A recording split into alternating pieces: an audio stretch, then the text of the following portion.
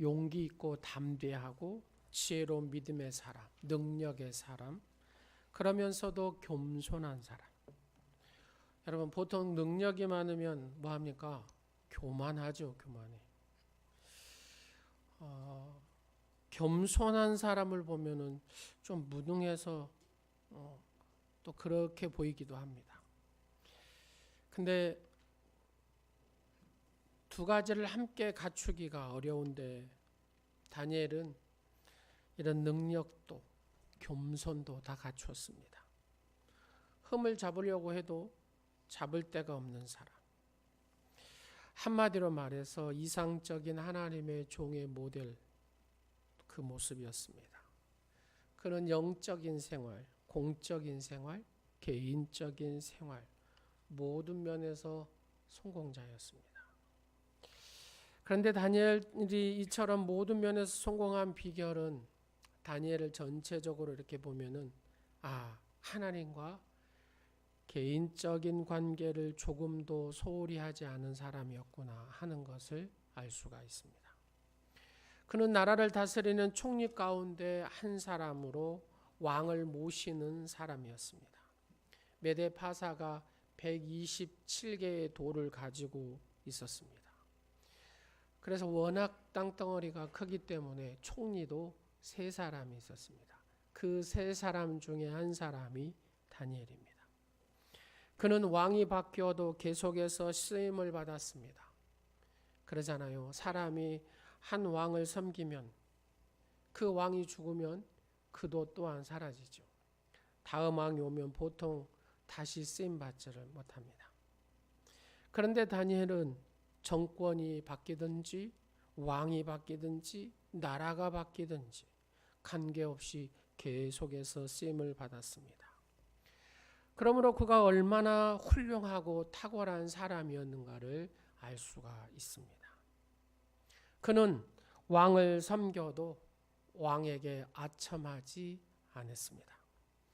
보통 한 정권에서 아첨하는 사람은 다음 정권에서는 쓰임받지 못할 수가 있습니다. 그러나 한 정권에서도 자신의 신앙과 지조를 가지고 열심히 하는 사람, 다음 정권에서도 그 사람을 인정하고 쓸 수 있는 사람이죠. 다니엘은 그런 사람이었습니다. 전라북도 고창에 사신 이번에 그 진영이라는 분도 그러더라고요. 앞에 정권에서는 보건복지부 장관, 그 다음에 이번에는 행안부 장관으로 지정을 받았습니다. 저는 이문정 검사라는 여자 검사를 보게 됐습니다. 많은 어려운 가운데서도 꿋꿋하게 그 엄청난 힘의 권력 앞에서도 꿋꿋하게 자기의 소신을 굽히지 않고 정직하게 검사를 하고 있는 여자분. 어떻게 저 여린 여자분이 저는 엄청난 힘을 발휘할 수 있었을까? 그게 궁금했습니다.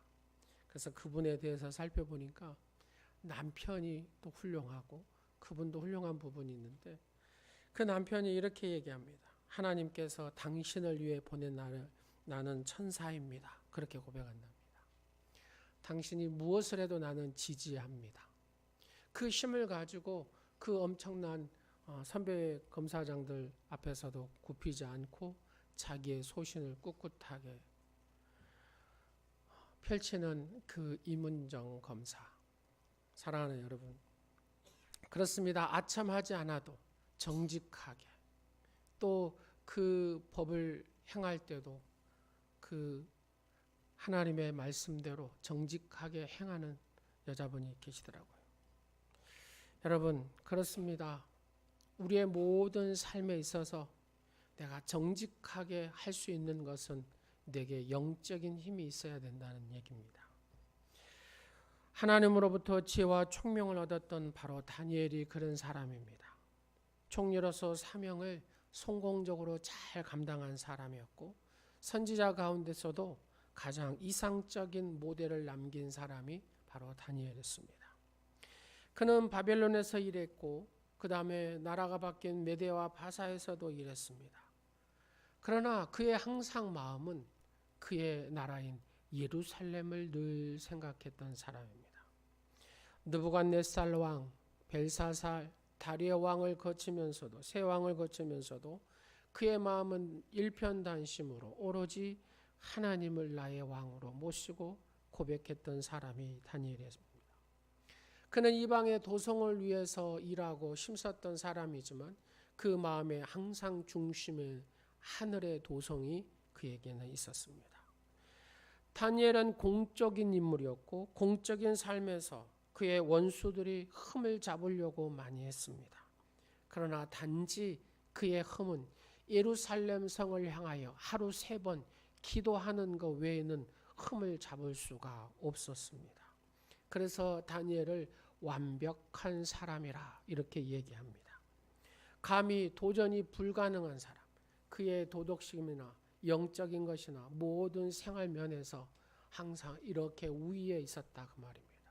그러면 이 다니엘이 그렇게 우위에 설 수 있었던 가장 핵심적인 키워드는 어디냐? 그것은 하나님과 항상 영적인 깊은 관계, 영적인 하나님과의 예배자가 바로 이 다니엘이었다는 것입니다. 오늘날 수많은 성도들이 있습니다. 개인적으로 하나님과 교제에 실패하는 성도들이 너무나 많습니다. 그런데 개인적으로 하나님과 교제하지 않으면 무슨 현상이 일어납니까? 영혼의 공허함이 일어납니다. 용기가 없습니다. 쉽게 무너져 버립니다. 아무리 출세하고 돈을 많이 벌어도 영혼의 공허함이 찾아오는 이유가 무엇입니까? 하나님과의 관계를 게을리할 때 나타나는 현상입니다. 성경에 보면은 사울이란 왕이 있습니다. 그가 성령 충만해서 하나님 앞에 왕으로 첫 번째 이스라엘 왕 첫 번째 왕으로 쓰임 받습니다. 그러나 하나님과의 교제를 게을리하고 나니까 어떤 현상이 일어납니까? 신접한 여인을 찾아가는, 그리고 비참하게 마지막 죽음으로 끝나버리는 인생이 되어버립니다. 하나님과 교제를 게을리하면 아사왕처럼 되어버리기도 합니다. 그는 주님을 바라봤던, 하나님을 바라봤던 인물이지만 그 교제가 게을러지니까 인본주의에 빠져버리는 왕이 되어버리더라는 겁니다. 여러분, 내 영혼이 내적으로 공허하면 그 사람은 가정생활도 공허하게 합니다. 내적으로 내 안에 공허하면은 공적인 생활도 실패하게 되어 있습니다. 이것은 하나님께서 우리에게 성경을 통해서 가르쳐 주시는 그런 모습이죠. 그래서 하나님의 사람들은 이 내적인 것이 예수 그리스도로 가득 채워질 때에 힘을 낼 수가 있습니다. 오늘은 다니엘로부터 예배에 대해서 배우기를 원하는데, 우리는 다니엘로부터 근본적이고 분명한 예배의 3대 원리를 우리가 배울 수 있었으면 좋겠습니다. 하나님 앞에 이렇게 존귀하게 쓰임받는 다니엘은 어떤 사람이냐? 다니엘은 규칙적인 개인 예배, 훈련된 습관을 가졌던 사람이라는 겁니다. 그 습관, 하나님과의 늘 영적인 깊은 교제를 가졌던 이 습관, 여러분, 이 습관이 하루아침에 이루어지겠습니까? 절대 그럴 수가 없습니다. 훈련이 필요하다는 얘기입니다. 다니엘서 6장을 보면 어리석은 왕 다리오는 신하들이 다니엘을 모함해서 꼬임에 빠져 악한 조서의 의인을 찍었습니다. 그 조서는 앞으로 30일 동안은 왕 위에 다른 존재를 위하여 기도하면 사자굴에 넣는다 하는 의인 도장입니다. 그런데 다니엘은 6장 10절 말씀에 보면은 뭐라고 합니까? 다니엘이 이 조서에 왕의 도장이 찍힌 것을 알고도 자기 집에 돌아가서는 윗방에 올라가서 예루살렘을 향한 창문을 열고 전에 했던 대로 하루 3번 무릎을 꿇고 기도하며, 전에 했던 대로 습관적으로 하나님 앞에 늘 그랬던 것처럼, 어제도 그러고 오늘도 그러고 내일도 그러고 큰 다음 날도 그러는 것처럼 전에 했던 그대로 습관적으로 하나님 앞에 기도했다. 너희들이 나를 사자굴에 보내다 할지라도 나는 하나님과 이 기도만큼은 절대 끝나지 않겠다라는 얘기죠. 여러분, 그렇습니다. 우리에게 있어서 습관적인 것이 중요하다는 겁니다. 전에 행한 대로. 보통의 사람은 그렇죠. 어떤 광풍이 몰아칠 때에 피해가는 것이 상책이라 생각하고 피해가더라는 겁니다. 그러나 다니엘은 타협하지 아니하였습니다. 그는 전에 행한 대로 창문을 열고 사람들이 보든지 말든지 예루살렘을 향하여 여호와 앞에 기도했다라고 합니다. 이문정 권사가 그런 분이더라고요.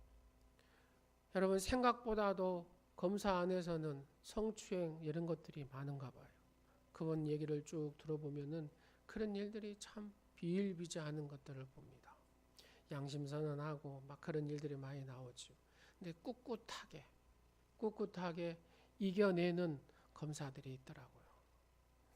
사랑하는 여러분, 사람들이 보든지 말든지 중요한 것은 내가 내 이 정직함으로 하나님 앞에 서는 것입니다. 나를 과시하기 위한 것도 아니고 과인 반응하는 것도 아닙니다. 그냥 전화했던 대로 내가 하나님 앞에 일을 행했던 대로 내가 하나님 앞에 그 일을 했던 그 습관대로 하는 것이죠. 조서를 발표하기 전이나 발표 후에나 아무 차이 없이 그가 행한 순서대로 행하였다는 겁니다. 우리의 성도들도 이런 좋은 습관이 여러분 안에 형성되기를 간절히 축원합니다. 예수님도 겟세마네 동산에서 십자가를 지기 위해서 갑자기 기도했습니까? 그렇다는 것이 아닙니다. 성경에 보면은 누가복음 22장 39절에 이렇게 얘기합니다. 예수께서 나가사 습관을 따라 감람산에 가시매 제자들도 따라갔더니, 그렇습니다. 습관에 따라 감람산에 늘 가서 예수님이 기도하셨다 그 말입니다. 예수님의 겟세마네 기도 동산에서 가서 보니까 그렇게 돼 있어요. 이렇게 바위 덩어리가 있는데 그 바위 덩어리에 무릎을 딱 꿇고 손을 이렇게 얹은 그런 모양새가 그렇게 돼 있습니다. 그러면 예수님이 늘 거기에서 기도해서, 그죠? 늘 거기에서 기도했다라는 얘기입니다. 사랑하는 여러분, 기도도 습관 따라서 늘 기도할 때 거기에 바로 능력이 있고 영역이 있는 줄로 믿습니다. 누가는 의사로서 관찰력이 뛰어난 사람이었습니다. 아마 많은 것을 보았을 때 예수님께서 습관적으로 예수님이 기도하셨다. 이 누가복음에만 기록이 되어 있습니다. 십자가에 못 박히신 그날 밤도 예수님은 겟세마네 그가 하시는 습관대로 기도하셨다는 얘기입니다. 늘 평소에 하던 대로 하셨다는 얘기입니다. 여러분, 사람은 좋은 습관이 있고 나쁜 습관이 있습니다. 몸에 배면 그것이 그냥 그대로 하죠. 이거를 떨쳐내기가 쉽지가 않습니다. 습관은 결국 그 사람의 운명을 낳는다는 말이 있습니다. 그러므로 좋은 습관을 형성하는 것이 우리에게 큰 축복이 되는 것이죠. 여러분, 예전에 농구 선수인 서장훈 선수 키 우리나라에서 남자로서는 제일 크죠. 근데 이 선수에겐 습관이 있습니다. 무슨 습관이요? 청소하는 습관. 청소를 그렇게 잘한답니다. 아내가 아주 힘들어할 정도로 청소를 잘한답니다. 그래서 이혼을 했다는 둥 이런 말도 있기도 합니다. 얼마나 청소를 잘하냐면 이렇게 집에 널려 있거나 또 이렇게 설거지가 있거나 하면 그냥 피곤해서 내가 좀 이따 해야지 하고 누우면은 그 무의식의 상태에서 일어나서 그냥 설거지도 하고 청소도 하고 한답니다. 그럴 정도로 청소의 습관이 딱 갖춰졌답니다. 여러분, 그렇습니다. 그 습관이 그만큼 우리에게 중요한, 나쁜 습관이 내게 젖어들면 어쩝니까? 우리의 운명도 그렇게 가는 것이죠. 그래서 우리에게는 늘 좋은 습관을 형성하는 우리의 모습이 되어야 될 줄로 믿습니다. 마찬가지로 우리는 평소에 철저히 경건 생활의 훈련을 해야 됩니다. 어려운 상황이 와도 전에 행하던 대로 하나님을 찾아 하나님으로부터 지혜를 구하고 총명을 구하고 기도 응답을 받을 수 있는 여러분 되시기를 간절히 축원합니다. 그러면 평소에 훈련된 경건의 습관은 어떻게 갖냐? 저를 한번 보십시오. 하루에 10분씩 성경 읽고 10분씩 기도하면서 하나님을 찾자. 자, 옆 사람한테 이렇게 보세요. 10분 아무것도 아닙니다. 시작. 예. 여러분, 내가 10분씩만 성경책 읽고 내가 10분씩만 기도한다고 생각해 보세요.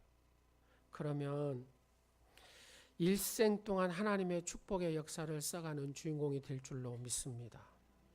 하나님의 영적인 거성이 될 줄로 믿습니다. 하루에 몇 분씩요? 10분씩. 이게 경건의 습관입니다. 내가 하루에 10분씩만 하면 내 가정이 살고, 내가 하루에 10분씩 기도하고 10분씩 성경책만 읽으면 하나님의 축복의 역사를 써가는 주인공이 된다면 내가 이것쯤이야 못하겠어. 그죠? 다 할 수 있겠죠? 아멘? 목사도 마찬가지입니다. 여러분, 성경책 안 읽고 목사도 기도 안 하면 어째요? 게을러지면 사울왕처럼 그렇게 됩니다. 아사처럼 그렇게 됩니다. 그래서 늘 목사도 성경을 연구하고 늘 성경을 공부하는 이유가 여기에 있습니다. 우리가 어떤 한 가지를 하고 나면 어째요? 사람이 두 번 하려면 이게 조금 좀 그래요. 그래서 또 다른 걸 합니다. 또 다른 걸 하고 어떻게 보면은 제가 다 했던 것을 지금 우리 교회 그대로 적용하는 거죠. 맥찾기도 마찬가지고, TE도 마찬가지고, 통성경 하는 것도 마찬가지고, MTS도 마찬가지고. 이게 다 뭐예요? 성경 공부입니다. 성경 공부. 사랑하는 여러분, 늘 하나님의 말씀을 꾸준히 먹어야 됩니다. 또 하나님과 늘 꾸준히 대화해야 됩니다. 그러면 반드시 그 사람은 영적인 거성이 될 것입니다. 바로 그 사람은 축복의 주인공이 될 줄로 믿습니다. 더러운 악한 귀신이 떠나가게 될 줄로 믿습니다. 더러운 질병들이 떠나가게 될 줄로 믿습니다. 왜요? 성경에 그렇게 얘기하고 있기 때문에. 두 번째로 다니엘은 어떤 사람이냐? 말씀을 부지런히 공부한 사람입니다. 다니엘서에 보면은 다니엘이 구체적으로 성경 공부했다는 얘기는 없습니다. 그러나 전체적인 내용들을 보면 다니엘이 얼마나 책을 많이 읽었는가를 잘 알 수가 있거든요. 다니엘서 9장 2절 말씀에 보면은 이런 내용이 있습니다. 곧 그 통치 원년에 나 다니엘이 책을 통해, 그렇죠? 뭘 통해요? 책을 통해 여호와께서 말씀으로 선지자 예레미야에게서 알려주신 그 연수를 깨달았다라고 얘기합니다. 예레미야 선지자를 통해서 70년 후에 다시 이스라엘 백성이 바벨론에서 회복될 것이다. 바벨론이 70년 후에 망할 것이다. 이런 내용들이 누구를 통해서요? 예레미야 선지자가 기록해 놓은 책을 통해서 누가요? 다니엘이 책을 읽다가 그것을 깨닫고 박수를 치면서 하나님께서 이렇게 예언해 놨다라는 거. 여러분, 책을 안 읽었으면은 그걸 깨달았을까요? 아니죠. 책을 읽었기 때문에. 책을 또 어떻게 읽었어요? 피상적으로 읽었어요? 철저하게 읽었어요? 철저하게 읽었다 이 말입니다. 아주 필사를 하듯이 읽었다 그 말입니다. 그랬더니 그 말씀을 깊이 알고 나니까죠. 하나님의 소망이 보이기 시작하고 하나님의 역사하심이 보이기 시작하고 이렇게 강력한 나라도 70년 후에 망하는구나. 우리 민족을 하나님께서 해방시키시는구나. 이걸 누가요? 책을 통해서 하나님의 예언하신 책을 통해서 누구는요? 다니엘은 알았다 그 말입니다. 할렐루야. 그래서 우리는 하나님의 말씀을 늘 보고 하나님의 말씀을 붙들고 그렇게 살아야 될 줄로 믿습니다. 다니엘이 이렇게 말씀을 철저히 붙들었다는, 이만큼 성경을 공부했다는 것은 그의 기도 내용을 통해서도 우리가 알 수가 있거든요. 스펄전 목사님이 이렇게 다니엘을 연구하면서 표현을 했습니다. 그의 모든 기도 언어는 성경의 언어로 푹 잠겼다. 여러분의 기도 가운데 성경의 언어로 기도를 많이 하십니까? 그러면 여러분들은 그만큼 성경 실력이 여러분 안에 있다는 겁니다. 그래서 그냥 입술로 나오는 것이 뭐예요? 성경에 기록된 내용을 가지고 기도를 한다라는 얘기죠. 우리가 기도할 때 잡지나 신문을 보면 어쩝니까? 잡지 얘기가 나오고 아마 신문 얘기가 나올 겁니다.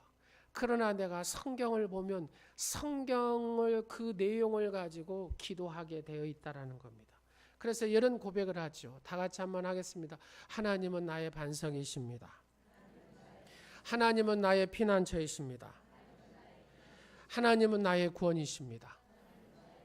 하나님은 나의 영광이십니다. 하나님은 나의 존귀한 자이십니다. 하나님은 나의 기쁨이십니다. 하나님은 나의 즐거움입니다. 그렇죠. 여러분 늘 기도할 때 하나님은 나의 영광이고 나의 즐거움이고 나의 기쁨이고 나의 존귀한 자이십니다라고 이렇게 어느 때가 나옵니까? 여러분의 속에 말씀이 채워질 때에 이 말씀의 성경의 기도를 하게 되는 줄로 믿습니다. 하늘에 상달되는 느낌을 갖는 기도는 바로 이 성경의 언어를 채워질 때 그런 기도가 되어지는 거죠. 다니엘의 기도가 어떻게 됐습니까? 구구절절히 성경의 내용을 가지고 다 여기에 채워지니까 그 기도의 내용도 그렇게 고백을 하게 되더라는 얘기입니다. 평생 동안 머리에 어째요? 늘 그 말씀을 두고 기억했더니 그 입술의 고백마다 구구절절히 하나님의 말씀을 가지고 기도하게 되더라는 겁니다. 성경은 안 읽으면 됩니까? 안 됩니까? 이런 기도를 할 수가 없습니다. 여러분 성경을 안 읽어도 하나님의 뜻을 잘 알 수 있는 사람, 성경에 한 사람을 뽑으라면 다니엘이거든요. 왜요? 다니엘은 직접 하나님의 막 계시를 받아서 얘기한 사람이 다니엘이거든요. 근데 이 다니엘은 어떤 사람이냐? 칼빈이라는 유명한 신학자는 이렇게 다니엘을 얘기합니다. 다니엘은 꿈을 해석하는 능력을 가진 사람이지만 그는 기록된 성경을 무시할 만큼 교만하지 아니했다. 이렇게 얘기합니다. 이게 무슨 말입니까? 다니엘 신앙은 환상을 보거나 여러 영적인 것들을 많이 본 사람인데 그 핵심의 근거는 이 환상이나 은사적인 것에 있지 아니하고 이 다니엘은 하나님의 말씀 바로 이 성경책에 있었다라고 얘기하는 겁니다. 여러분 다니엘은 어떤 사람인가? 말씀에 충만한 사람이었습니다. 그래서 그 말씀이 구구절절히 기도로 나온 사람이다 그 말입니다. 그랬더니 어떤 환상을 보게 되고 그 말씀 붙들고 기도했더니 하나님께서 예언을 하게 하시고 그 말씀 붙들고 기도했더니 하나님께서 영적인 신비한 것들을 다니엘 통해서 나타난 것이지 그냥 신비 이렇게 한 사람은 아니다 그 말입니다. 그래서 기독교는 책의 신앙이고 문서의 신앙이고 그러므로 성경을 사랑하고 우리가 가까이 할 때에 주의 이름을 높이는 축복의 주인공이 될 줄로 믿습니다. 20세기에 일어나서 지금까지 영향을 미치는 것이 뭐냐면은 은사주의 운동입니다. 은사주의. 그런데 이 운동의 약점 가운데 하나는 뭐냐면 환상을 보고 계시를 음성 예언을 하는데 그러다 보니까 주관적으로 내가 빠져버리더라는 겁니다. 정작 하나님께서 계시하는 성경을 무시하는 경향이 생겨버리더라는 겁니다. 여러분 하나님께서 모세에게 뭘 주었습니까? 말씀을 주셨습니다. 이 세상을 뭘로 창조하셨습니까? 말씀으로 창조하셨습니다. 말씀을 무시한 애언과 이런 환상은 저기 어디도요? 사탄도 바알도 아사라도 할 수 있는 것입니다. 여러분 불교 다니는 사람도 환상 본다 그래 안 본다 그래요? 환상 본다 그러잖아요. 마호메트 사람들도 다 환상을 봅니다. 여러분 무신론자들도 어떤 토속신앙에 빠진 사람도 환상도 보고 계시도 하고 예언도 그 나름대로 한다 그 말입니다. 하나님 아버지 앞에 우리는 받은 이 예언의 말씀 문서에 바로 이 계시의 말씀을 붙들고 사는 사람들이 바로 예수 믿는 성도인 줄로 믿습니다. 불건전한 신빈주의 운동에 빠지면 문제가 되는 게 바로 여기에 있습니다. 그래서 우리의 신앙의 핵심은 뭐라고요? 책. 무슨 책이요? 성경책. 책의 종교가 기독교인 줄로 믿습니다. 그래서 말씀을 벗어나면 문제가 생기는 거예요. 여러분 말씀을 벗어나면은 신앙에 이게 바르게 가지를 못한다 그 말입니다. 그래서 말씀 붙들고 기도하면 무슨 현상도 일어난다고요? 신비적인 현상이 일어납니다. 말씀 붙들고 기도하면 어째요? 하나님의 치유의 역사가 일어난 줄로 믿습니다.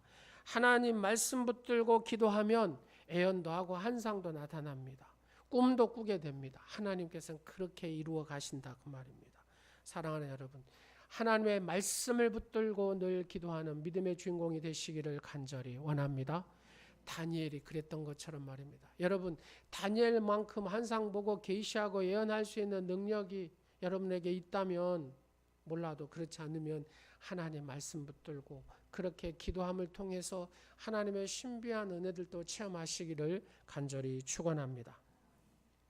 스펄전 목사님은 목사님 쭉 대대의 목사님, 할아버지도 목사님이고 아버지도 목사님입니다. 근데 이제 아버지가 열심히 목회하다 보니까 이 스펄전 목사님 누구 차지가 됐냐면 할아버지 목사님 차지가 됐습니다. 그래서 할아버지 목사님 집에서 스펄전 목사님이 이렇게 늘 살았어요. 여러분, 이제 할아버지 목사님들이 그래도 또 시간이 좀 있지 않겠어요. 아버지보다는. 그래서 이제 할아버지 목사님들 친구분들이 이렇게 오셔서 이런 얘기하고 저런 얘기하고 막 하는 겁니다.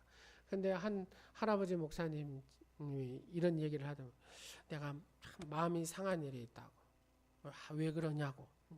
우리 교회 집사님 한 분이 맨 술만 먹고 와가지고 교회에서 예배드리고 그런 모습을 보니까 속이 상한다고.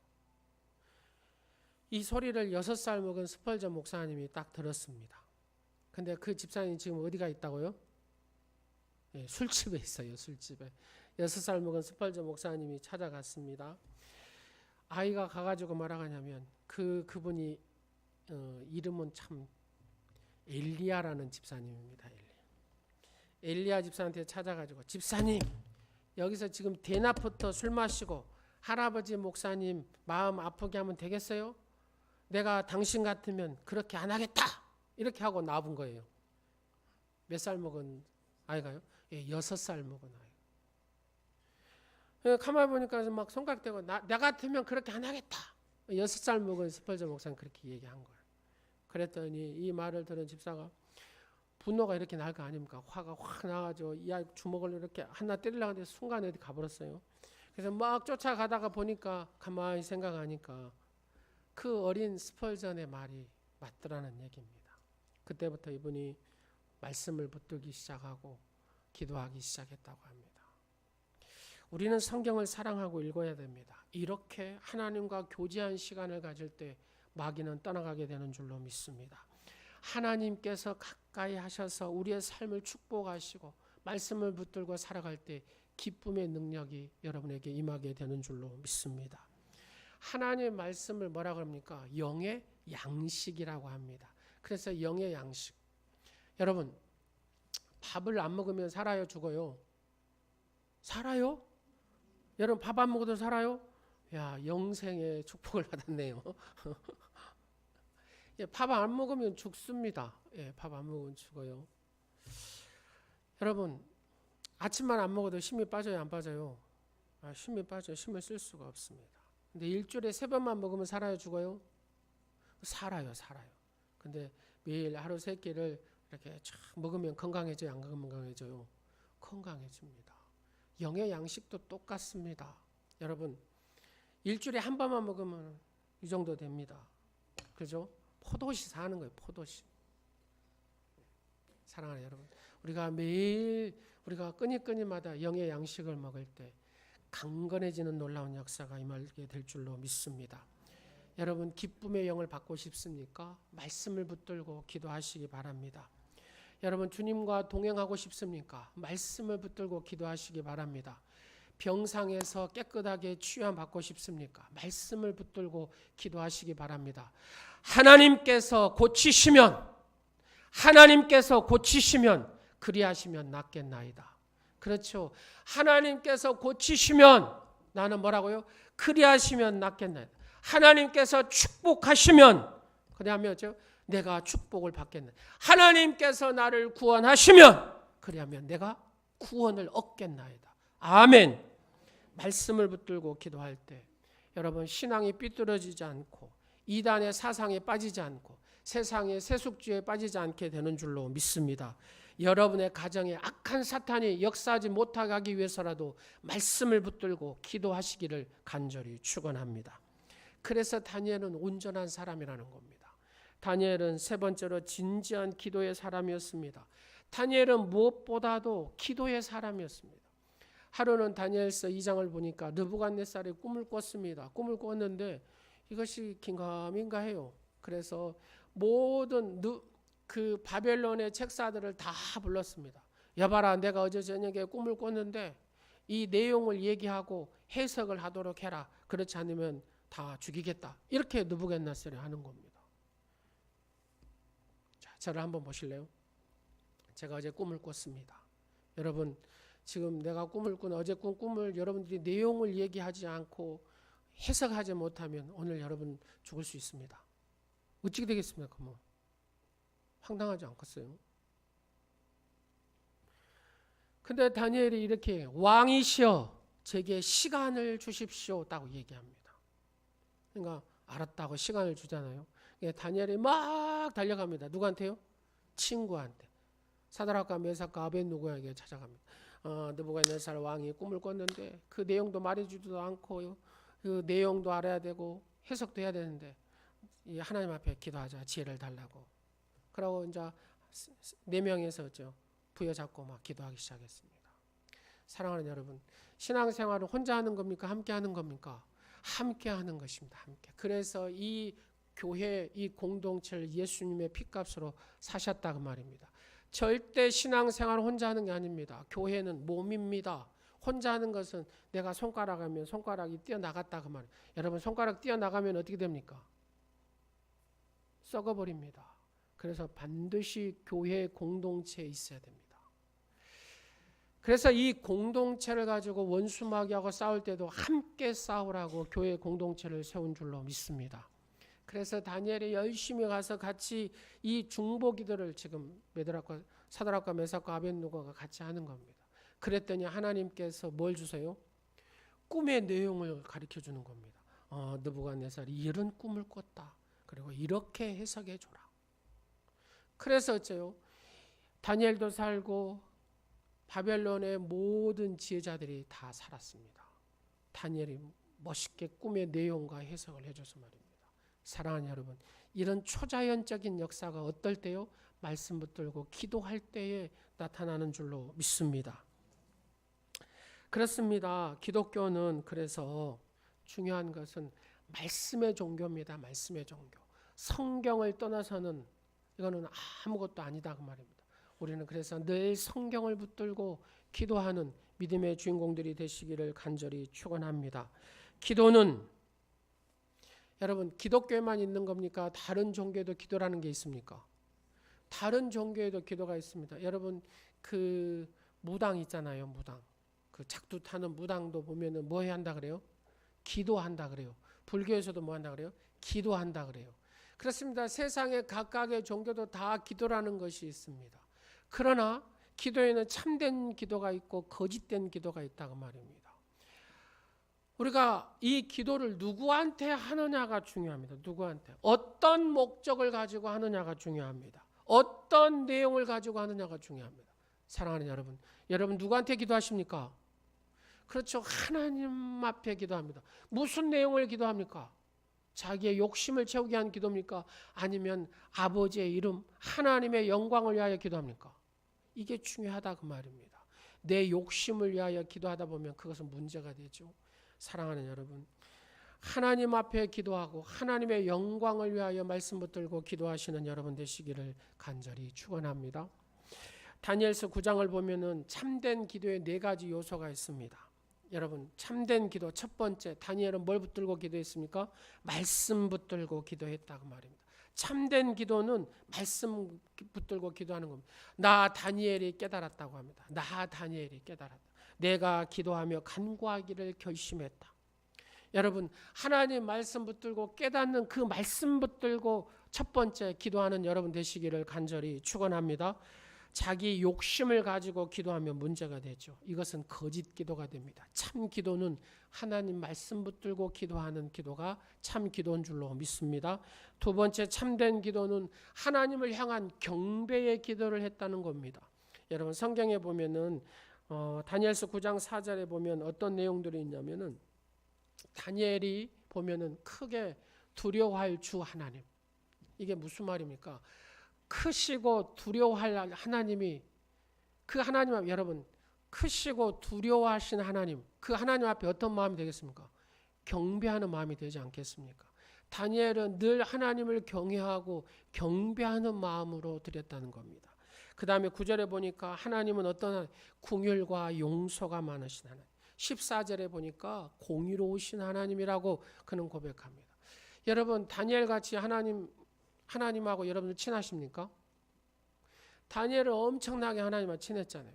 그냥 그 상대방의 꿈꾼 그 꿈의 내용까지도 얘기하고 해석까지도 할 정도로 하니까 얼마나 다니엘이 하나님하고 친한 사람인가. 근데 다니엘은 절대적으로 하나님 앞에 함부로 하지 않았다는 겁니다. 하나님 앞에 겸손하게 그는 구하였습니다. 충신이 왕한테 고백하듯이 그는 그렇게 하나님 앞에 고백한 사람이 다니엘입니다. 다 같이 한번 하겠습니다. 하나님은 나의 왕이십니다. 하나님은 나의 구원이십니다. 하나님은 나의 산성이십니다. 하나님은 나의 피난처이십니다. 하나님을 찬양합니다. 하나님 영광 받으시옵소서. 늘 존귀하게 하나님의 이름을 높였다는 얘기입니다. 하나님은 의로우신 하나님, 하나님은 나의 경배를 받으신 하나님, 늘 겸손함으로 하나님 앞에 기도한 사람이 다니엘입니다. 여러분 하나님 앞에 기도할 때 겸손함으로 하나님을 경외하는 마음으로 경배하는 마음으로 늘 고백하시기를 간절히 축원합니다. 세 번째로 참된 기도는 죄에 대해서 구체적으로 고백했다는 겁니다. 다니엘서 9장의 5절부터 14절을 보면은 늘 반복해서 나오는 기도의 내용이 있습니다. 그게 뭐냐면 다니엘 자신이 지은 죄, 유대 백성이 지은 죄, 하나님 저희들이 배에 범죄했습니다. 패역했습니다. 행하겠습니다. 우리에게 수욕이 돌아왔습니다. 왜냐하면 하나님의 말씀을 내가 청종하자. 하나님의 말씀을 내가 듣지 아니했습니다. 여러분 하나님 말씀을 듣지 아니하면 어떤 문제가 생긴 줄 아십니까? 죄를 짓게 됩니다. 하나님 말씀을 듣지 않으면 우상 숭배를 하게 됩니다. 하나님 말씀을 듣지 않으면 죽음의 길로 갑니다. 이스라엘 백성들이 하나님의 말씀을 죄가 그를 붙드니까 하나님 말씀을 듣지 않는 거예요. 그리고 하나님이 싫어하는 짓만 골라서 하는 거예요. 불순종만 하더라고요. 그래서 바벨론이 그들을 쳐서 엄청난 환란의 때를 맞이하게 되더라는 얘기입니다. 지금도 동일합니다. 하나님의 사람은 하나님의 말씀을 듣고 살아야 될 줄로 믿습니다. 하나님의 말씀을 청종함으로 순종하는 삶이 되어야 될 줄로 믿습니다. 사랑하는 오늘의 성도 여러분, 하나님 말씀에 순종함으로 여러분의 입을 크게 벌려 하나님의 축복을 받는 여러분 되시기를 간절히 축원합니다. 그렇습니다. 하나님의 말씀을 청종한 사람은 하나님께서 긍휼히 여기십니다. 하나님께서 용서해 주십니다. 하나님께서 그를 귀히 여기시는 줄로 믿습니다. 다윗을 하나님 왜 축복하셨습니까? 하나님 말씀을 청종한 자가 다윗이었습니다. 그랬더니 하나님께서 그를 지켜주시고 숨겨주시고 높여주셨습니다. 여러분의 인생에 하나님께서 지켜주시고 숨겨주시고 높여주신 은혜들을 경험하시기를 간절히 원합니다. 철저히 내가 죄인입니다 고백할 때 하나님은 그 기도를 들으시고 응답하시고 역사하신 하나님이신 줄로 믿습니다. 평생에 하나님의 은총의 축복을 받게 되는 줄로 믿습니다. 시편에 보면 참회시 회개의 기도가 7편이 나옵니다. 다윗이 구구절절히 하나님 앞에 회개했더니 하나님께서 그를 건져주셨습니다. 구구절절히 하나님 앞에 기도했더니 하나님께서 그를 높여주셨습니다. 구구절절히 하나님 앞에 참회하고 기도했더니 그의 육신의 질병을 치유해 주셨습니다. 환난 가운데 건져주셨습니다. 사랑하는 여러분, 여러분에게 무슨 문제가 있습니까? 어려움이 있습니까? 철저히 하나님 앞에 회개하고 참회 기도하십시오. 그러면 하나님께서 그때 여러분의 문제를 해결하여 주신 줄로 믿습니다. 네 번째 참된 기도는 하나님께 영광을 돌리는 기도를 했다는 것입니다. 한번 같이 하겠습니다. 하나님 나를 살려주시옵소서. 그렇게 기도했다고요? 아닙니다. 하나님, 내가 살아야 되겠습니다. 왜냐하면 내가 살지 못하면 하나님 영광을 가릴 것 같습니다. 내가 건강하지 못하면 하나님의 이름을 높임을 하나님 앞에 높일 수가 없습니다. 그래서 내가 건강해야 됩니다. 하나님, 내가 축복을 받아야 되겠습니다. 내가 가난하면 하나님 영광 가릴까 두렵습니다. 하나님의 이름을 드러내지 못할까 두렵습니다. 이런 기도를 해야 된다는 겁니다. 하나님, 내 가정을 구원하여 주시옵소서. 하나님, 제 가족을 구원하심으로 하나님의 이름이 높여지기를 원합니다. 이 기도를 해야 된다는 겁니다. 자, 같이 한번 하겠습니다. 하나님, 내게 건강 주셔서 하나님께 영광 돌리는 삶이 되게 하옵소서. 하나님, 나를 축복하셔서 하나님께 영광 돌리는 삶이 되게 하옵소서. 내 가족을 구원하셔서 하나님의 이름을 높이는 삶이 되게 하옵소서. 그렇습니다. 하나님 앞에 하나님의 이름을 높이는 삶을 살아가야 될 줄로 믿습니다. 시편 79편에 보면 주의 이름을 위하여 그럽니다. 다윗이 어떤 고백 속에서도 하나님의 이름을 자랑하며, 여러분, 하나님의 이름을 자랑하는 여러분 되시기를 간절히 축원합니다. 주의 이름을 높이는 삶이 되시기를 간절히 축원합니다. 주의 이름을 영광 돌리는 삶이 되시기를 간절히 축원합니다. 그런 기도를 하라는 얘기입니다. 그럴 때 하나님께서는 가장 우리의 기도를 빨리 들어주시는 겁니다. 왜요? 성경에 보면은 그러잖아요. 하나님의 영광을 가리고 자기가 영광을 받은 사람은 어떻게 됩니까? 충이 와서 그를 삼켜버리더라. 하나님의 영광을 가리면 안 됩니다. 하나님의 이름을 높이는 자의 삶을 살아야 될 줄로 믿습니다. 다윗 왕이 제일 잘하는 것이 무엇입니까? 하나님의 이름을 늘 높이는 삶을 살았습니다. 스펄전이 늘 고백한 것이 무엇입니까? 하나님 영광 받으시옵소서. 여러분, 웨슬러 가문이 늘 고백했던 것이 무엇입니까? 그의 어머니 수산나가 17명의 자녀들을 향하여 훈련시켰던 것이 무엇입니까? 네가 왜 사느냐? 하나님의 영광을 위해서요. 내가 왜 먹느냐? 하나님의 영광을 위해서요. 네가 왜 공부하냐? 하나님의 영광 돌리기 위해서요. 그렇습니다. 그 자손들이 늘 어렸을 때 그런 고백 속에서 살아갈 때 하나님은 정말로 하나님께 영광 돌리는 축복의 자녀로 하나님께서 축복하신 줄로 믿습니다. 여러분, 다니엘처럼 기도하고 계십니까? 다니엘처럼 기도하면 우리는 다니엘과 같은 사람이 될 줄로 믿습니다. 그러나 다니엘처럼 기도하지 못하게 되면 다니엘과 같은 능력의 증인이 되지 못한다는 겁니다. 그러므로 다니엘처럼 기도하는 여러분이 되시기를 간절히 축원합니다. 그래서 하나님은 다니엘에게 특별한 별명을 주셨습니다. 그게 뭐냐면 큰 은총을 받은 사람. 큰 은총을 받은 사람 다니엘. 9장, 10장, 11절, 19절 쭉 보면은 큰 은총을 받은 사람. 자, 옆 사람 축복하겠습니다. 당신 또한 하나님의 큰 은총을 받은 사람입니다. 시작. 사순절 첫째 주를 보냅니다. 다니엘은 하나님과 깊은 예배자였습니다.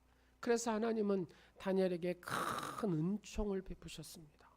여러분, 사순절 기간 동안에 하나님과 개인적으로 깊은 영적인 교제를 이루어서 다니엘처럼 큰 은총을 받은 주인공들이 되시기를 간절히 축원합니다. 기도하겠습니다.